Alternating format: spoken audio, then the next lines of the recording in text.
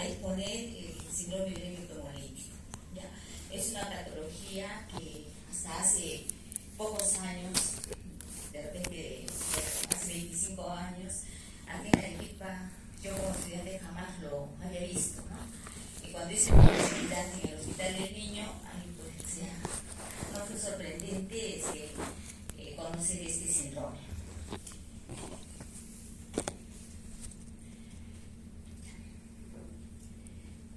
Y a esto lo pasamos porque si no tenemos tiempo. A ver, comenzamos con un caso clínico. Ya les estoy exponiéndoles acá el caso de un síndrome urémico hemolítico, o sea que anteriormente y hasta la fecha muchos mantienen como típico, ¿ya? Que es producido por la E. coli, productora de toxina Shiga, ¿ya? Que es el 90% de casos causales de este síndrome.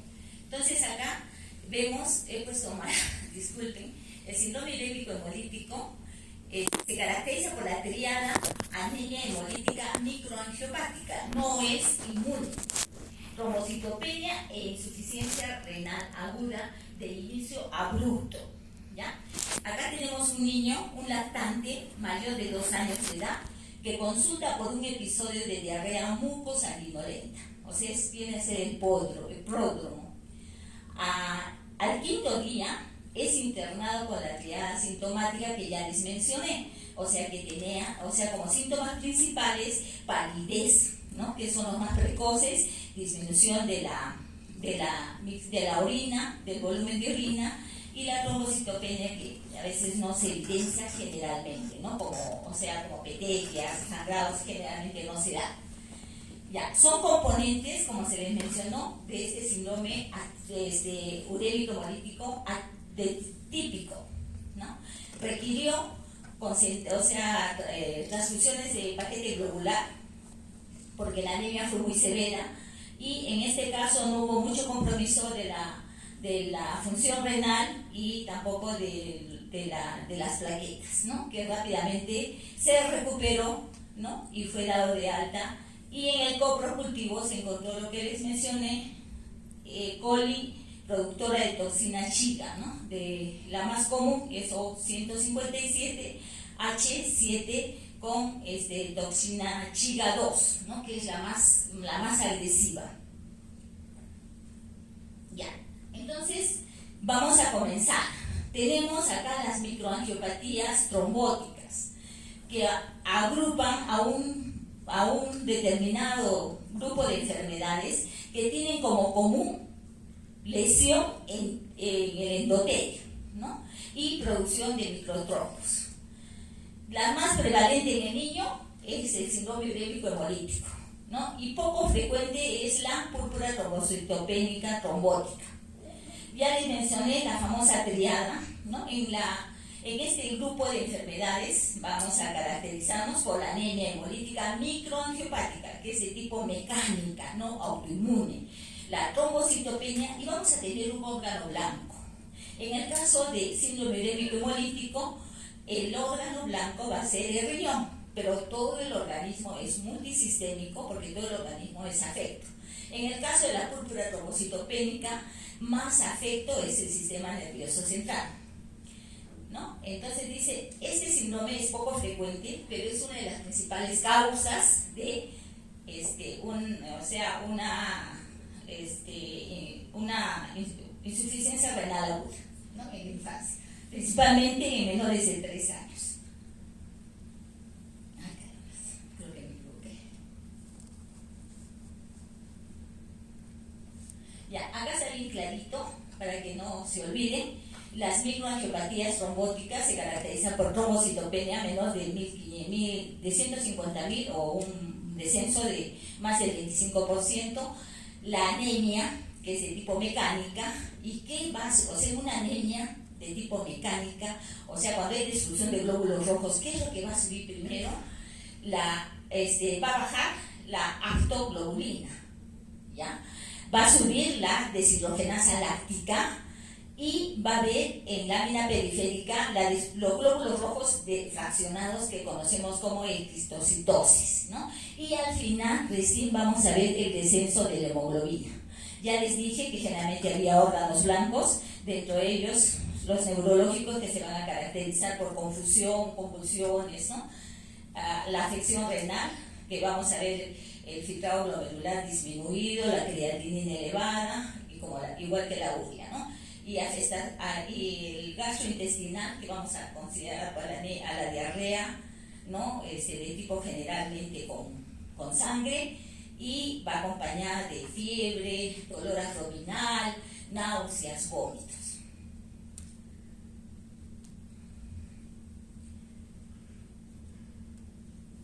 Ahora vemos dentro del grupo de microangiopatías trombóticas de las enfermedades, tenemos a la púrpura trombocitopénica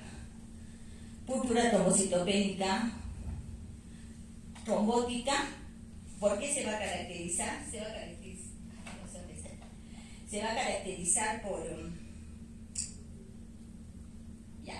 caracterizar porque el ADAM13 va a estar disminuido, ¿no es cierto? Y puede ser de tipo autoinmune.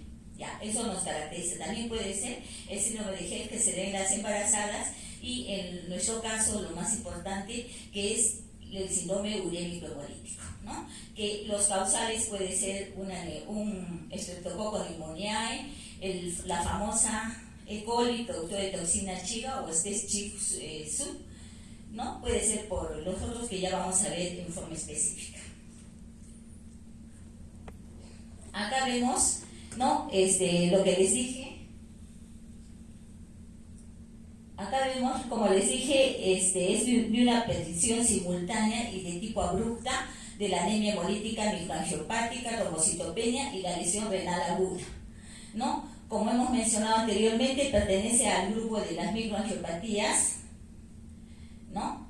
Y esta condición es multiorgánica con lesión de endotelio y formación de trombos, microtrombos. El más afectado va a ser el riñón, en este caso, y también va a ser afecto el sistema digestivo y en el 32% el sistema nervioso central. Menos afectados va a ser el corazón, el páncreas y el hígado. Epidemiología. Ya les hemos dicho que el causal es la E. coli productor de toxina Chiga, constituye el 90%, ¿no? Y es una de las principales causas de este síndrome y de lesión, ¿no? Lesión aguda renal, ¿no? Insuficiencia renal aguda en niños menores de 3 años, que conlleva una importante morbimortalidad, principalmente en la fase aguda. Se da en verano y en otoño. La diarrea por esta E. coli enterotoxigénica, no todas desencadenan síndrome urémico hemolítico. Hay literaturas que dicen de 7 a 9, la mayoría dicen de 10 a 15. Ojo, de 10 a 15, ¿no? Pero los que hacen más, ¿no? Más problemas de síndrome urémico hemolítico son menores de 5 años, llegando a un 15%. La incidencia es escasa en Europa, pero sin embargo aquí en América Latina es 10 veces más, y principalmente donde en Argentina 10 a 17 veces más por 100.000, o sea, casos por 100.000 niños en menores de 5 años. Ya, el serotipo de la E. coli, ¿no? Más común es el O157H7. ¿Qué vamos a caracterizar? Produce una mortalidad de 3 a 5%, insuficiencia renal crónica el 26%. La E. coli también produce en este síndrome la Shigella, ¿no? Que tiene 2 toxinas, ¿no? La Chiga 1 y Chiga 2. La Chiga 1 da una mortalidad del 15% y es más severa que la de la E. coli, ¿no? Y llega a una insuficiencia renal del 40%. Dentro de las otras causas, estamos hablando del síndrome urémico típico, ¿no es cierto? Ahora vamos a hablar del síndrome urémico atípico, ¿no? Primario. En este síndrome se considera exclusivamente a problemas de desregulación del complemento. ¿Y esto por qué se produce? Por alteraciones de los factores reguladores del complemento, principalmente de la vía alterna del complemento. La prevalencia en este caso del atípico es 3.3 por 100.000 en Europa, ¿no? Y hay otro que es el secundario, que es producido por el neumococo, ¿no? Que es un 5%. Dentro de otros también consideramos a la shigella, ¿no? O infección por otros virus como el citomegalovirus, el SIDA y también el influenza H1N1. El mecanismo de transmisión, el reservorio son los rumiantes y la manera es en las excretas que contaminan los vegetales, el medio ambiente, entre personas y entre animales y personas cuando uno va a hacer visitas al campo. Lo principal en el 52%, ¿por qué? Porque se da por la carne contaminada, ¿no? Y por eso en Argentina es el país donde comemos por las famosas parrilladas, casi la carne media cruda, ¿no? Entonces no se mata bien esta bacteria y produce este síndrome en mayor frecuencia en ese país. Anteriormente se clasificaba, como ya les mencioné, que mucha literatura hasta la fecha lo mantiene, porque me parece que es más práctica, el síndrome urémico típico o con diarrea positiva y el síndrome atípico, ¿no? Con diarrea negativa, ¿no? Y el típico es exclusivamente de la E. coli productora de toxina shigella. El atípico es por alteraciones en la desregulación, o sea, alteraciones en la regulación del complemento de la vía alterna. Y refieren que no es la más adecuada porque se han encontrado muchos casos en que tenían diarrea o no tenían diarrea, ¿no? O sea, tenían diarrea pero que no encontraban la E. coli, o no tenían diarrea y era un síndrome de tipo típico, ¿no? De un síndrome típico. Entonces, la nueva clasificación actual menciona que es más práctica, que se les considere como síndrome urémico hemolítico hereditario, el adquirido no infeccioso y el adquirido infeccioso. Acá dentro de los factores hereditarios, ¿no? Entonces acá los hereditarios tendríamos acá desregulación de la vía alterna de complemento, ¿no? Entonces esto nos daría exclusivamente para el síndrome urémico atípico. ¿Por qué se produce? Por mutaciones genéticas en donde en los genes que van a regir a los factores reguladores de la vía del complemento alternativa, que le dicen, o alterna. Ya. Tenemos también otras proteínas que están alteradas que intervienen en la coagulación, como es diacilglicerol quinasa, el plasminógeno y la trombomodulina, ¿no? Errores innatos en el metabolismo, como la cobalamina C o vitamina B12. Ahora, de las infecciones adquiridas, ya dijimos, ¿no? Representante en el 90% del síndrome urémico hemolítico es la productora de toxina shigella. Pero también el neumococo nos puede producir, ¿no? En un 5% este síndrome. Otras infecciones, como ya les mencioné, citomegalovirus, influenza, entre otras. Y las infecciosas adquiridas, ¿no? Que son de tipo autoinmune, ¿no? Cuando hay anticuerpos, ¿no? Hacia los factores del complemento, que son los reguladores de la actividad de la vía del complemento, de la vía alternativa. Principalmente la B y la H. La más importante es la H. Puede ser también efectos adversos de algunos medicamentos, principalmente los citotóxicos en las enfermedades que se usan en los cánceres, la quinina, y lo que está de moda ahora que usamos en la piel, ¿no? El tacrolimus, ¿no? Que su acción es inhibidora de la calcineurina. Y otras complicaciones, o sea, y también se va a dar en otras enfermedades autoinmunes, ¿no? Como esclerodermia, dermatomiositis, el síndrome antifosfolipídico. Ahora, fisiopatología. Simplemente acá les traigo para que vean la complejidad del caso. Esto no es tan importante, simplemente para que vean el mecanismo, ¿ya? Entonces, el síndrome urémico vamos a tratar de acá. Acá, en este caso, el síndrome urémico típico, que es el más frecuente, ¿no? Asociado a diarrea. ¿Cuáles son factores de virulencia? La intimina, que permite la gestión, la hemolicina, que además de inhibir el crecimiento de otras bacterias, permite una gran hemólisis, ¿ya? Y de las toxinas Chiga hay la 1 y la 2. Mencionan que la Chiga 2 es la más agresiva, ¿ya? Ahora, la fisiopatología. Ya hemos dicho que, la adquirimos por contaminación de alimentos, ¿no? Que es la más frecuente y de la carne. Entonces, ¿cómo ingresa la E. coli, ¿no?, a nuestro intestino, ¿no? ¿Qué hace en el intestino? Se adhiere, ¿no? Se reproduce más y libera la toxina Chiga.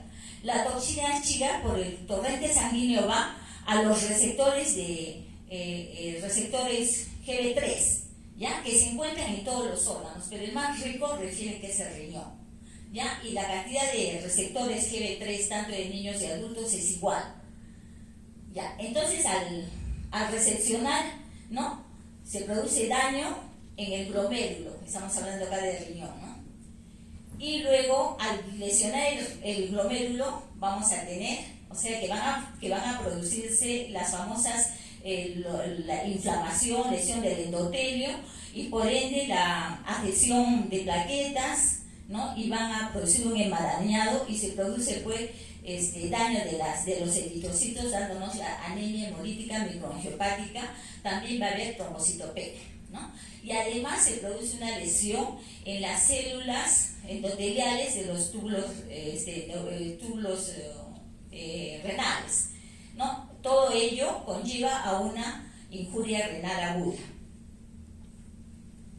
¿Ya? Entonces acá la fisiopatología, ¿ya? Vemos la ingesta de la Chiga, ¿no? La colonización, después de ahí la liberación de la Chiga, ¿no? La Chiga se une a los GB3 en los endotelios, ¿no? Y ya pues, produce alteración ahorita vamos a ver con más claridad, alteración de la síntesis proteica, daña la célula, produce muerte celular, ¿no? Y también no solamente la toxina Chiga se va a los receptores GB3, sino también se une a las plaquetas, a los neutrófilos y a los monocitos, y esto conlleva a una respuesta inflamatoria, ¿no? Y por ende y también a mayor daño. Tenemos acá insuficiencia renal aguda, ¿no? Y conlleva también a una anemia hemolítica microangiopática y extrarrenalmente también puede, que es menos frecuente el daño pancreático y del corazón, las microangiopatías, la miocardiopatía. Acá está más claro, la toxina Chiga tiene dos subunidades, la A y la B, ¿no? La B es la que se adhiere y permite el ingreso de las dos en endocitosis, ¿no? Al ingresar, la unidad A es la que va a intervenir y va a interrumpir la síntesis proteica y conlleva la muerte celular. Y acá, ¿no?, se va a alterar también, va a incrementar la síntesis del factor von Willebrand, ¿no? Y se va a elevar. Esto va a hacer que haya agregación plaquetaria y la famosa trombosis. Acá ya les mencioné de todo, ¿no? Lo que quería agregar acá, ¿no?, que todo este daño endotelial, ¿no?, favorece pues la agregación plaquetaria, los depósitos de fibrina, ¿no?, y da los famosos microtrombos, estrechan la luz, ¿no?, del vaso y conlleva a la destrucción mecánica de las plaquetas y de los glóbulos rojos. Disminuye el filtrado glomerular, ¿no?, nos produce la famosa anemia, destrucción de plaquetas, ¿no?, y bueno, otros que ya no son de importancia. Ya, acá les quiero mostrar a grandes rasgos la fisiopatología del atípico, ¿no? Hemos dicho que se produce el problema de síndrome urémico hemolítico por alteración en la vía alterna del complemento. Normalmente la vía alterna y la vía clásica, su función final es la activación del factor C3, ¿ya? Están constantemente en activación. La vía alterna es la que constantemente está activada para evitar las infecciones. Pero quienes lo regulan son los factores reguladores del complemento, ¿ya? Y cuando esto se altera, es que produce una activación, o sea, permanente, da lugar al que se forme el CB3. Esto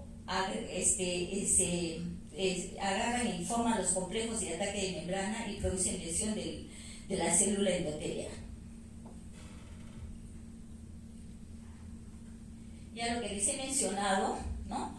Existe los factores, ¿no?, reguladores tanto plasmáticos, celulares, lo que les mencioné, el H es el más importante que el I, ¿no? Y estos más.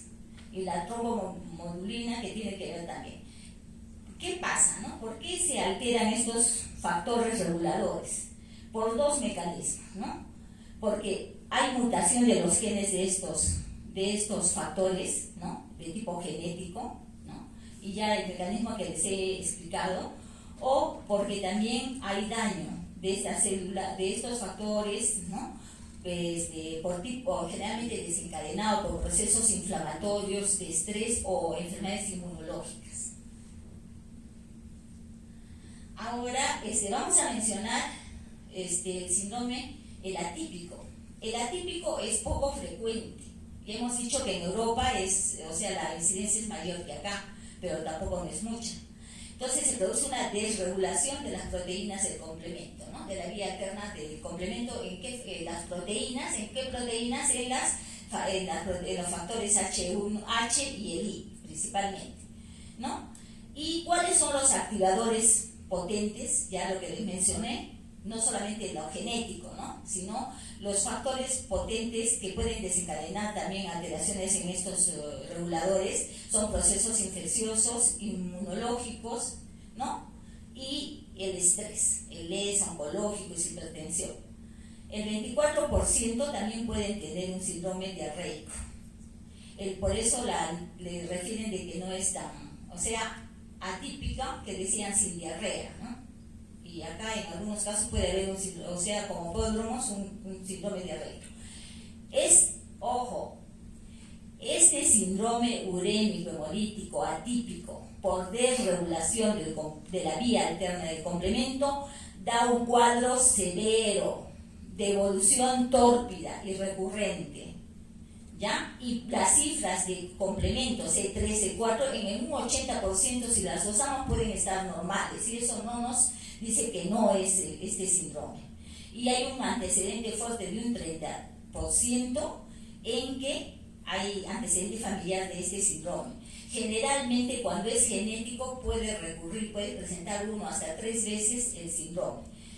Puede suceder a cualquier edad. Ya, es importante, nosotros tenemos en los niños frecuentemente procesos respiratorios o procesos digestivos. Entonces, ¿cuándo es importante una diarrea con moco y sangre? ¿No? Nosotros tenemos una acuosa, puede ser inicialmente acuosa, y a los 2, al segundo día, tercer día, puede aparecer el moco. Entonces, siempre estar a la expectativa y no tomarlo como algo natural, ¿no? Entonces, toda diarrea con moco y sangre se tiene que hacer su coproductivo. Y si es posible, para tratar de determinar si es una E. coli enterotoxigénica, y también el dosaje de anticuerpos, ¿no?, en suero. Ya, si determinamos que es una E. coli no productor de toxina chiga, entonces no hay problema, ¿no? Si es severa la diarrea con moco y sangre, podemos darle antibióticos, pero evitar las quinolonas y las sulfas, ¿no? Muchos dicen que la sulfa puede ser desencadenante de síndrome urémico hemolítico. Ojo, pero cuando es, ¿no?, positivo a esta toxina, ¿no?, entonces ya tenemos que informar a la familia para que estén alerta. Lo principal en las diarreas, la piedra fundamental, les dije, es la hidratación, y tenemos que hacer un seguimiento. En otros lugares se hace cada 24 o 48 horas, inclusive con laboratorio, ¿no? Y examen de orina y de sangre, pues, ¿no?, lo esencial, que es la hemoglobina, plaquetas, ya. Y en otros lugares el niño, para evitar que contamine a otros, lo evitan de enviarlos a las cunas durante 7 días. Ojo, ¿qué factores en una diarrea con moco y sangre nos pueden llevar a un síndrome urémico hemolítico, ¿no?, cuando es por una E. coli productora de toxina chiga? cuando encontramos que es una diarrea, le hacemos un hemograma y este hemograma tiene una leucocitosis, ¿no?, mayor de 13.000. Hay 5 a 7 veces más de hacer este síndrome. El uso exagerado, inoportuno de antibióticos, ¿no?, cefalosporinas de tercera generación, la famosa ciprofloxacina, ¿no?, la ceftriaxona. Uso de anticolinérgicos. Les vuelvo a repetir, jamás usen anticolinérgicos en niños. El Panadol para que baje el dolor y de repente si tiene gasecitos el Glaciovet. 3 veces más, ¿no? Y hemos visto ya la toxina Chiga 2 es la que produce hemolicina, ¿no? Y hemos visto que la hemolicina que produce una gran hemólisis, ¿no? Y esto que conlleva a cuadros más severos, ¿sí? Ahora, la deshidratación. El punto fundamental de una diarrea es la hidratación. Entonces, la deshidratación también es un mal pronóstico porque puede llevarnos a este síndrome siempre y cuando sea la infección por E. coli productora de toxina Chiga. Ahora, manifestaciones clínicas. Y hemos dicho, ¿no?, que hay un pródromo, en el cuadro clínico vimos, ¿no?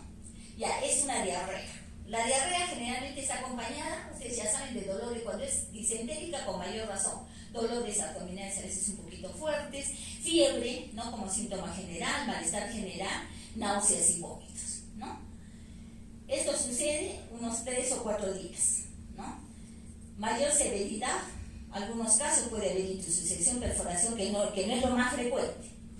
Después de pasar este pródromo, viene la fase, o sea, en realidad fue lo que va a causar el síndrome urémico hemolítico, que hemos dicho de inicio abrupto y simultáneo de los 3 componentes, de las tres componentes de la triada. La fase aguda, ¿qué vamos a ver? Anemia, ¿no? Entonces, una anemia menos de 8, dicen otros autores, ¿no? ¿Y cómo se caracteriza la anemia? Porque va a haber palidez, fatiga, malestar general también, ¿no? Trombocitopenia, menos de 1500, y como mencionamos, el 23%, una baja en el total inicial, ¿no? Afectación renal, ¿no? El 50% puede llegar ahí a insuficiencia renal, ¿no? Y van a necesitar de diálisis. Mencionan, ahora último, que mientras la diálisis, la más aceptada o la más apropiada es la diálisis peritoneal. Mientras más temprano sea, mayor, evita que haya secuelas marcadas, ¿no? O sea, si hay daño no lo recupera, pero evita que haya mayor daño. Y esto se va a manifestar como oliguria, anuria, ¿no? Edema. Ya. Y puede haber en algunos casos compromiso del sistema nervioso central, que es en un 30%. ¿Y cómo se va a manifestar? Con letargia, convulsiones. Compromiso pancreático es raro. Compromiso cardíaco también. ¿Cómo va a haber el compromiso cardíaco? ¿Cómo se va a manifestar? Con puede haber una diabetes mellitus insulino dependiente. Ya, factores precoces. ¿Cuáles son los factores precoces del síndrome urémico hemolítico? La palidez y la disminución, los primeros que se presentan, palidez y disminución brusca de la producción de orina. La recuperación, ¿cuál es el factor, el marcador de la evolución? ¿Cuál es el principal, ¿no?, marcador de la evolución? El principal marcador de evolución son la cantidad de plaquetas. Cuando veamos una recuperación de las plaquetas, nos alegramos porque detrás de ello viene la recuperación funcional del riñón, ¿no? Y que generalmente refiere que antecede 3 días a la recuperación funcional del riñón. Ya, menciono de nuevo, la palidez y la disminución de orina son los signos precoces y los que siempre están más frecuentes. Ya, la clínica ya les mencioné, ¿no? Para que se acuerden, diarrea, ¿no? Dolor abdominal, fiebre, vómitos. Ya, acá de ingesta, a los 3 días, 4 días, otros dicen hasta 8 días, viene la diarrea acompañada de dolor abdominal, los vómitos. Luego de ahí una fase muda, posteriormente viene ya, ¿no?, la palidez, la diarrea ya se hace con sangre, viene la palidez y el malestar general, ¿no? ¿Cuándo debemos pedir un coprocultivo? Siempre se tiene que pedir el coprocultivo, ¿no? generalmente al cuarto o quinto día, ¿no? Esa diarrea, ya les he dicho, máximo en un 15% puede evolucionar a síndrome urémico hemolítico por E. coli, ¿no? El producto de toxina chiga, y el resto una recuperación total. Clínica. ¿Cuál es la clínica? Diarrea, ¿no? Inicialmente, después se hace sanguinolenta o acuosa, fiebre, dolor abdominal, vómitos. En caso severo puede haber, ya les mencioné, intussusección, megacolon tóxico, prolapso rectal. Alteraciones hematológicas, anemia, trombocitopenia, ¿no? Generalmente es raro en el síndrome urémico hemolítico que haya sangrado. Sí se da, pero es poco frecuente. Sangrado hemolítico y petequias, poco frecuente. Ahora, en cuanto a la alteración renal, vamos a ver en la orina hematuria, proteinuria, disminución, va a haber en sangre, vamos a ver los marcadores de la función renal, ¿no? Está alterada, va a haber incremento de la creatinina y por ende se va a manifestar con edema. Alteraciones neurológicas en un 20 a 25%, ¿no? Principalmente caracterizadas por cefalea, irritabilidad, y cuando se presenta, ¿no? Problemas neurológicos, está asociado a un aumento de mortalidad. O sea, problemas neurológicos va de la mano con un aumento de mortalidad.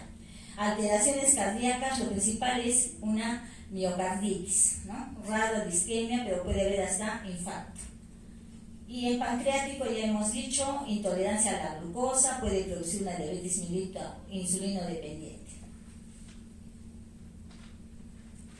Acá, ojo, para recordarles de nuevo,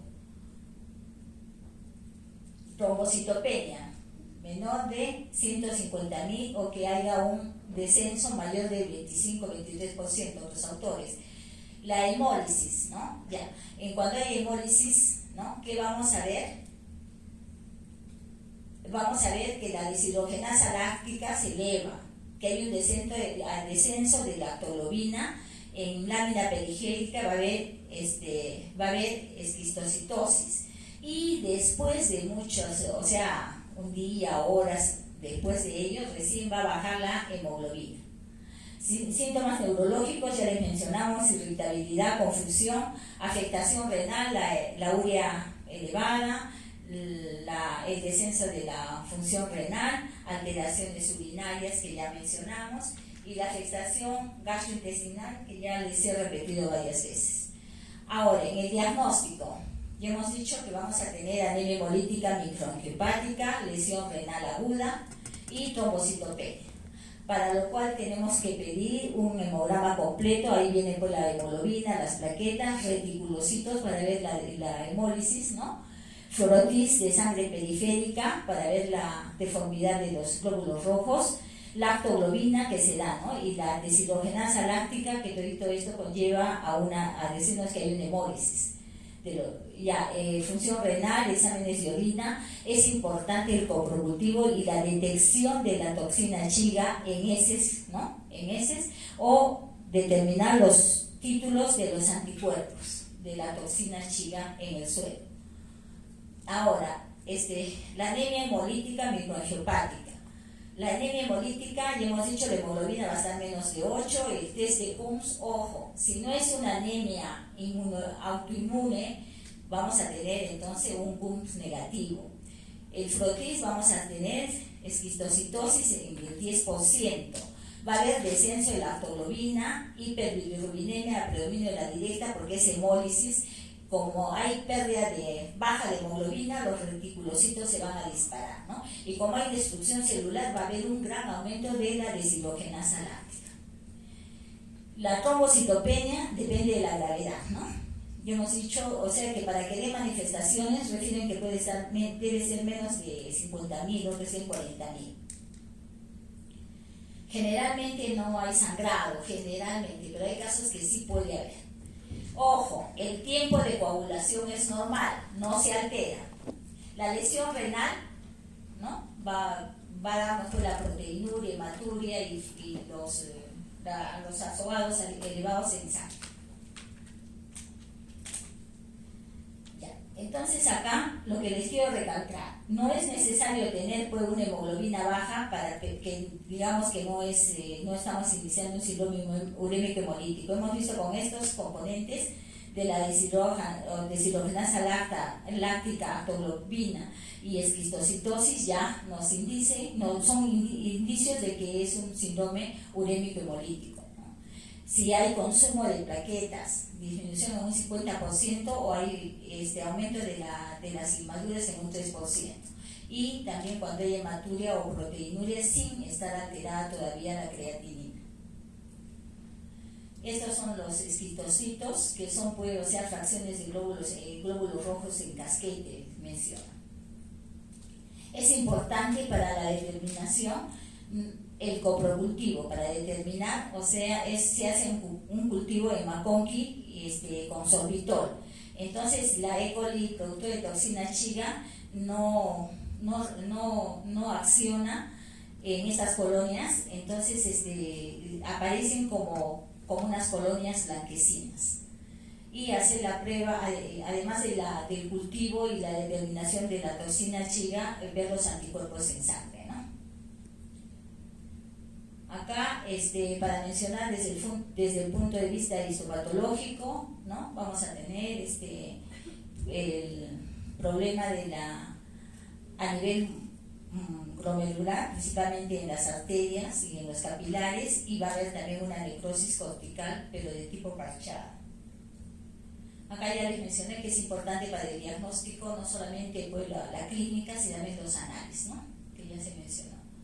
Diagnósticos diferenciales. Entre los diagnósticos diferenciales que tenemos es con el CIF, coagulación intravascular diseminada, pero en que vamos a tener el tiempo de coagulación y protrombina alargados, el líbero D elevado, ¿no? Pero la lactoglobina va a estar entre los límites normales, ¿no? Y va a haber disminución de estos factores. Ahora en la púrpura trombocitopénica hemos dicho, ¿no?, que hay una deficiencia o la actividad del ADAM13 es menor del 10%, que ese sería, y como hemos mencionado, esto es más frecuente en adultos que en niños. En cambio en la población pediátrica más es el síndrome urémico hemolítico. Podemos tener un PTT en niños, principalmente al nacer con una anemia hemolítica severa y una trombocitopenia. La vasculitis, ¿no? Acá, ¿qué vamos a encontrar? Que no va a haber el pródromo de diarrea y va a haber artralgia, erupción cutánea. Y la afectación no es central del sistema nervioso, sino es periférica. Entre otro diagnóstico diferencial es el lupus, el dengue, ¿no? El dengue ya pues tiene que ser con la serología del dengue y el antecedente, y acá los tiempos de coagulación están alterados. Acá el síndrome, sospechamos de síndrome urémico hemolítico o de púrpura trombocitopénica idiopática, ¿no? En ambas va a haber una anemia, anemia microangiopática y la trombocitopenia. Entonces, ¿qué tenemos que hacer? Vamos a ver si hay sangre en heces, hay diarrea, ¿no? Y o hay problemas neurológicos, ¿no es cierto? Y falla renal. Entonces, hacemos un cultivo para la toxina Chiga. Si nos sale positivo, ya sería un síndrome urémico hemolítico con toxina Chiga. En cambio, vemos acá que puede ser si es negativo, ¿no? Entonces tenemos que pensar en los atípicos o las otras causas de síndrome urémico hemolítico. Si es ADAM13, ¿no? Si hay anticuerpos o hay disminución de la actividad, entonces pensamos en una púrpura trombocitopénica, ¿no? Pero si el ADAM13 es mayor de 13, ya pensamos que se trata de un síndrome atípico o de otras causas que producen el síndrome urémico hemolítico. Ya acá, si es pre-vacún positiva, ¿no? Pre-vacún positiva, hablamos que puede tratarse de un síndrome urémico hemolítico que causan por estreptococo neumoniae. Y si es negativo, ya pues por las otras causas, ¿no? Que puede ser por el atípico, por deficiencia de C3, C4, por alteración en los factores de reguladores y lo que ya les mencioné anteriormente. Estas son las complicaciones del sistema nervioso central, gastrointestinal y renal, ¿no? Raras veces cardiovascular. El tratamiento es un tratamiento de soporte. Ojo, evitar los antibióticos, salvo que el paciente pues esté entrando en una sepsis, ¿no? También tenemos que equiparar eso. No antiperistálticos ni anticolinérgicos, no nefrotóxicos, ¿no? No vamos a dar nifedipino, o sea, se da nifedipino. No vamos a dar lorazepam y esas cosas que son nefrotóxicas, ¿no? Cuando haya presión arterial en estos niños. La hidratación endovenosa depende de que en qué fase está, ¿no? Es una alimentación temprana y adecuada, y cuando uno quiere iniciar alimentación, inclusive puede usarse la diálisis peritoneal. Se tiene que mantener la hemoglobina mayor de 8. La trombocitopenia no requiere transfusiones, salvo el caso en que haya un sangrado clínico activo, por ejemplo, principalmente en el sistema nervioso central, o que se quiera intervenir, ¿no? Un proceso quirúrgico. Si hay insuficiencia renal, se tiene que hacer un balance adecuado, control de la presión arterial y los desórdenes metabólicos. La diálisis, se ha dicho de que actualmente mencionan de que ya, o sea, no hay que tener tantos parámetros de creatinina de tanto, ¿no? Sino mientras más temprano se utilice, si hay la posibilidad, va a ayudar bastante a las secuelas que puedan producirse. El eculizumab son anticuerpos monoclonales, ¿no? Que se unen a un factor 5, bloqueando la formación de C5-C9, ¿ya? Y por ende los ataques de membrana celular del endotelio. Se usa principalmente en el atípico, ¿no? Pero también se ha visto que el típico, o sea, la toxina chiga, también lesiona, altera por el proceso inflamatorio que hemos dicho, altera la vía del complemento. Entonces, cuando hay casos graves del típico, podemos usar también estos anticuerpos monoclonales. También se puede usar en neumococo. Y otro que ha salido nuevo es ravulizumab, ¿no? La diferencia es que en cuanto a la frecuencia, es más frecuente en dar, ¿no? En cuanto a las dosis, en cambio es de dosis más alargadas, que no es tan tedioso en los niños que no les gusta tomar los medicamentos. Ya, como les dije, la acción de estos anticuerpos monoclonales es a nivel de C5 para evitar la conversión a C5b y C9, simplemente para que vean la acción. El pronóstico, ya les he vuelto a mencionar, les he mencionado como 2 veces, ¿no? El indicador de la evolución de síndrome urémico hemolítico son las plaquetas, ¿sí? Entonces, desde el punto de vista hematológico, ¿no? Son los que se resuelven por completo casi, ¿no? En 1 o 2 semanas de la diálisis. Y la recuperación de la función renal, ¿no? Viene después de 3 días de la recuperación de las plaquetas. Entonces, un indicador de la evolución, para ver la evolución, son las plaquetas. 1/3 de pacientes desarrolla disfunción leve. La tasa de mortalidad cuando hay problemas neurológicos, como les dije anteriormente, o hipertensión de inicio abrupta, es mayor del 5%. ¿Qué factores son de mal pronóstico? Cuando la leucocitosis es mayor de 20.000, afectación del sistema nervioso central, hipoalbuminemia severa, duración de la terapia renal, o sea, la diálisis peritoneal, cuando unos dicen mayor de 2 semanas, pero la mayoría mencionan mayor de 3 semanas. Proteinuria persistente, la deshidratación, vuelvo a mencionar, el hematocrito menor de 30, cuando la edad, ¿no?, de inicio de este síndrome es mayor, y cuando el complemento C3 es muy bajo. Y un indicador importante es la oliguria, ¿no? Cuando esta dura más de 3 semanas, el pronóstico es más severo. Acá están cifras de ganuria. El seguimiento al alta, en un 30 a 50% presentan secuelas a largo plazo, ¿no? Y el seguimiento tiene que ser por 5 años. ¿Cuáles son las secuelas más importantes? La hipertensión, proteinuria leve o puede ser significativa, y disminución subclínica de la filtración glomerular, ¿no? que puede estar con rangos entre lo normal, pero que no se recuperan de la creatinina que debía tener como normal, ¿no? Puede ser normal alta. Bueno, acá están casos de seguimiento, ya ustedes los revisan. La prevención, ¿no? Utilizar agua potable, las carnes bien cocidas, lavarse las manos, tablas diferentes para el picado de carne y de verduras, y lavar las frutas y verduras adecuadamente. Estas son las formas preventivas de tarjetas que reparten en Argentina. Ya, caso clínico, creo que están durmiendo.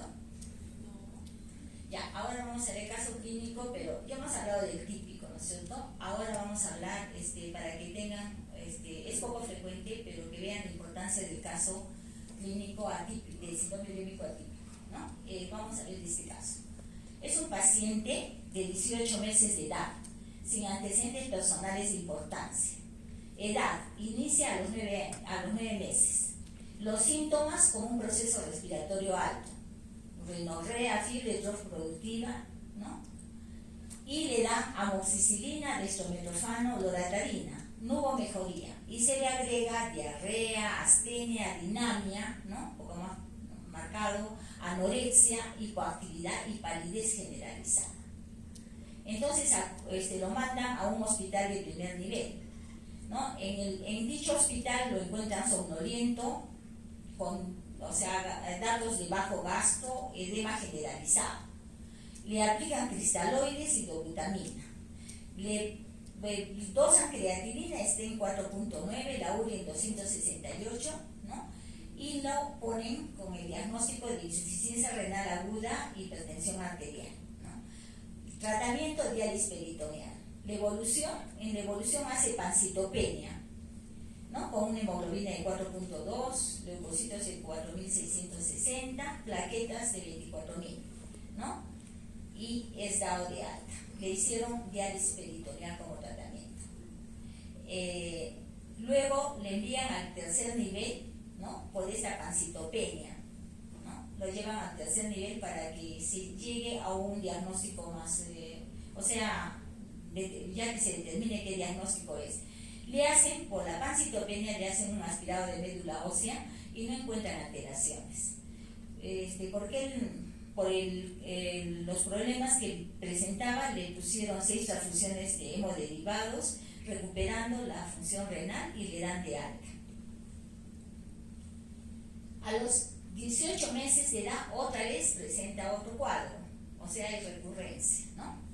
Edema generalizado, ¿no? Hasta ese momento no tenía el diagnóstico, edema generalizado, hipertensión, elevación de azoados, trombocitopenia, y como tratamiento diálisis peritoneal y transfusiones de hemoderivados en 3 oportunidades.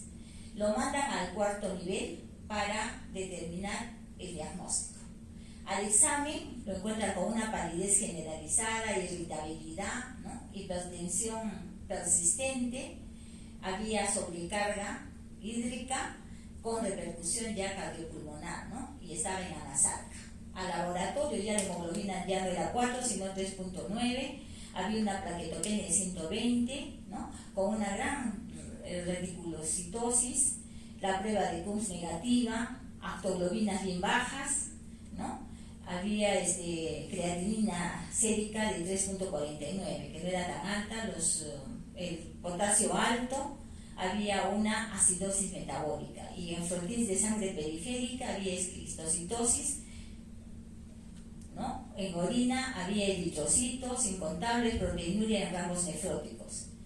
Integran el diagnóstico, ¿no? Hemólisis, con el diagnóstico de hemólisis intravascular no inmunitaria, ¿no? Porque tenía Coombs negativo, evidenciándose anemia grave, trombocitopenia y elevación de la deshidrogenasa láctica, hiperbilirrubinemia, predominio indirecto, los esquistocitosis en sangre periférica, aftoglobina disminuida y Coombs negativo, ¿no? Por eso le dieron el diagnóstico mencionado de hemólisis intravascular no inmunitaria, por lo que les mencioné. Se sospechó en su probable variedad típica por la evolución, o sea, por la evolución que era tórpida, era, ¿no? no y recurrente. Diagnósticos diferenciales. ¿Qué descartaron? Procesos infecciosos, ¿no? Como una toxina Shiga negativa, cultivos para bacterias negativos, panel viral negativos. La púrpura trombocitopenia la descartaron ¿con cuál? Con el factor ADAM, la proteasa ADAM3, o sea, con actividad normal. Entonces, ayuda diagnóstica, ¿no? Dijimos que era una desregulación de la vía del complemento, alternativa de la vía de complemento. Los factores, las fracciones C3, C4 estaban dentro del rango normal, dijimos que el 80% era así. La biopsia renal percutánea mostró datos compatibles con una microangiopatía trombótica en revisión. Había necrosis tubular y cambios tubulares atípicos. También se efectuó el estudio genético y llegaron a la conclusión de que era un síndrome, síndrome urémico hemolítico de tipo atípico.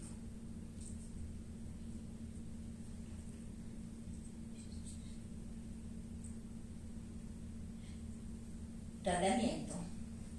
Se mantuvo con diálisis peritoneal, se inició el tratamiento con transfusión de plasma fresco congelado, hubo mejoría parcial, ¿no? Principalmente hematológica. No hay repercusión en la función renal y descenso intermitente de plaquetario continuaba. Se indicó plasmaféresis, con lo que hubo mejoría, ¿no? Persistió con hipertensión arterial de poco control, a pesar de que no había sobrecarga de volumen. Confirmaron el diagnóstico de síndrome urémico hemolítico, ¿ya? Usando el tratamiento de eculizumab. Según ellos, hubo remisión completa, ¿ya? Preguntas. Y acá les pongo la conclusión para que la lean en casa, ¿no? ¿Qué conclusión es? O sea, que es poco frecuente, que a veces puede pasar desapercibido, ¿no? Por la poca frecuencia, y que debemos ser un poquito más minuciosos, porque el diagnóstico precoz, o sea, nos ayuda pues a que estos niños no tengan secuelas terribles. Eso es todo.